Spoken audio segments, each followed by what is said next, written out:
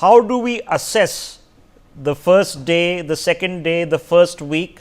Is it going to be a lot of explosive things, or is it just a lot of conversation?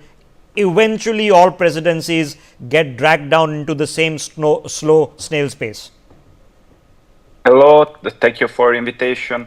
So, of course, this new time for the President Trump is very speedy for my perspective, because I'm a war correspondent based in Russia, and here the Russian media are starting today to speak about the possible the possible negotiation for the Ukrainian conflict to do the new Trump presidency.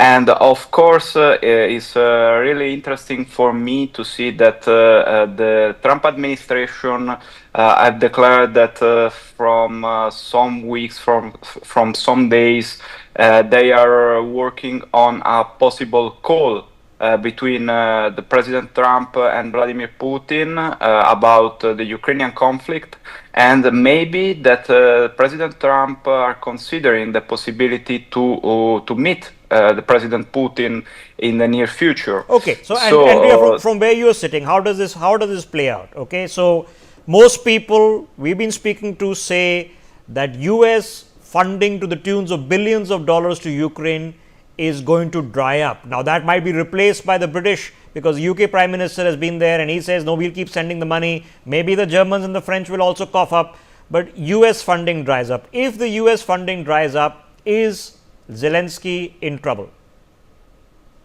Yeah, of course. This is the main fear of the Ukrainian presidential administration in this moment.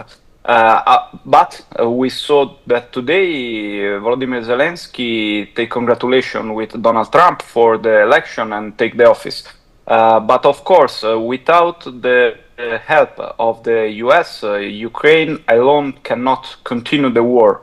And we need to consider that the Ukrainian administration, the Ukrainian state, now it's completely depending on the financial aid from the US. Okay, so now let me rephrase the question. If Zelensky and his administration are in trouble, does that necessarily equate to the fact that the Ukrainian people will feel abandoned and will be in trouble? Yeah. So it does. What would then, because there is no functioning democracy in Ukraine right now, but it's a country under siege, there's no doubt about it. The Russians ain't going to go anywhere any fast. So what would the Ukrainian people want? To continue the war? Winning the war is going to be tough. What is a reasonable solution? From my point of view, the Ukrainian people want the peace, and unfortunately, the administration of Zelensky and Zelensky itself pretend to continue the war to the final victory, like he said. And this is a big trouble, not only for Ukraine as a nation, but especially for the people of Ukraine, because they are fighting the war right now. There is a conscription, there is a total mobilization, a full mobilization in Ukraine. And we all saw the video where the Ukrainian military, Ukrainian official for the recruitment are going on the street and take men that are under military age. So, what the bottom lines in this is, the Ukrainian people have been suffering and dying. Russians have been dying. The rest of